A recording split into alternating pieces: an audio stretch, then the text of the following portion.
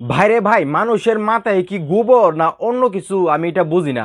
মানে মানুষ বলতে শাকিব খানের হ্যাটার্স যারা আছে আর কি, বিশেষ করে নিশুর ভক্ত আছে, সিয়াম আহমেদের ভক্ত আছে, মানে যারা শাকিব খানকে পছন্দ করে না, তারা কি বলে কি করে একমাত্র তারাই ভালো বলতে পারবে। মানে রকিস্টার মুভিটা, মানে ভারতে একটা রকিস্টার মুভি আছে যেখানে মানে রণবীর কাপুর অভিনয় করছে, সেটা আপনারা সবাই জানেন। ওই মুভিটা কিন্তু অনেক সুন্দর এবং রণবীর কাপুর কিন্তু অনেক ভালো অভিনয় করছে। এখন শাকিব খানের মুভির নামও কিন্তু রকিস্টার, এখন শাকিব খানের মুভির নাম রকিস্টার। এইটা শোনার পর মানে অনেকেই বলতেছে যে এইটা নাকি রণবীর কাপুরের রকিস্টার থেকে নকল করছে, মানে এইটা নাকি রণবীর কাপুরের রকিস্টার থেকে নকল করছে। চিন্তা করে দেখেন, কই মেগাস্টার শাকিব খান নিজের একটা গল্প বা নিজের মানে আইডিয়া থেকে গল্পটা মানে পরিচালক হৃদয় লেখাইতেছেন, আর উনি মানে কিছু দর্শক আছে যারা নাকি আসলে শাকিব খানকে বেশি একটা পছন্দ করে না, তারা শাকিব খান হেটার্স বলতে গেলে, তারা এখন মানে কি বলবে কি করবে, শাকিব খানকে কিভাবে ছোট করবে।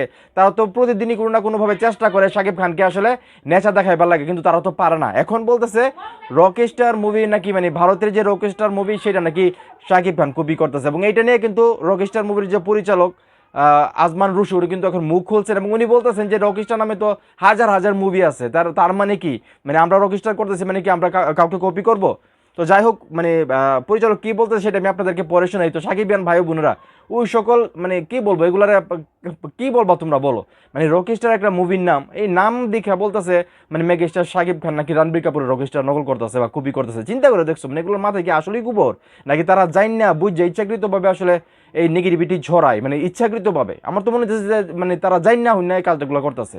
তো পরিচালক আজমান রুশু ভাই বলতেছে বলিউডের ইমতিয়াজ আলীর রকস্টার সহ পৃথিবীতে এই মানে অত্যন্ত 22-23টি সিনেমা রয়েছে। মানে রকস্টার যে মুভিটা ভালো মানে ভারতের, সেটার পরিচালক ছিলেন ইমতিয়াজ আলী আর হিরো ছিলেন রণবীর কাপুর। তো এটা কিন্তু উনি বলতেছেন যে রকস্টার মুভির এই নামে 22-23টা মুভি আছে। তো আমাদের সিনেমার নাম রকস্টার, তবে অন্য কোনো সিনেমার সাথে আমাদের এই সিনেমার কোনো সম্পৃক্ততা নাই। মানে 22-23টা রকিস্টার নামে মুভি আছে, কিন্তু একটা মুভির যে গল্প যে কাহিনী, সেই গল্প বা কাহিনীর সঙ্গে শাকিব খানের যে রকিস্টার আছে সেটার কোনো মিল নাই, কোনো ইয়া নাই, ঠিক আছে।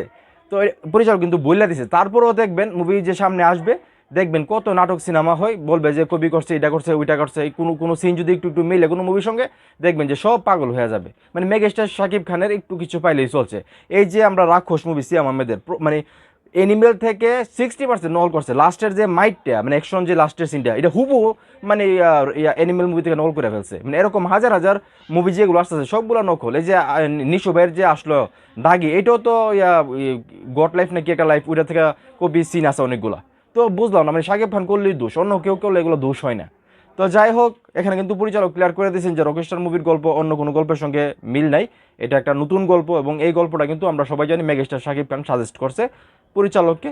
তো সাকিবিয়ান ভাই বোনেরা, এই যে মানে আসলে মেগাস্টার শাকিব খানের পিছনে সবাই লেগে থাকে, একটু কিছু পাইলেই শাকিব খানকে চাই আসলে মানে চেপে ধরার জন্য। এই জিনিসগুলো কি আসলে ঠিক? এগুলো এই কাজগুলো কি আসলে ঠিক?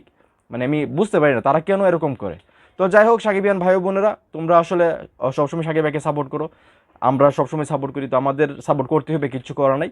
তো ভিডিওটা অবশ্যই শেয়ার করবা, আর কি বলবো।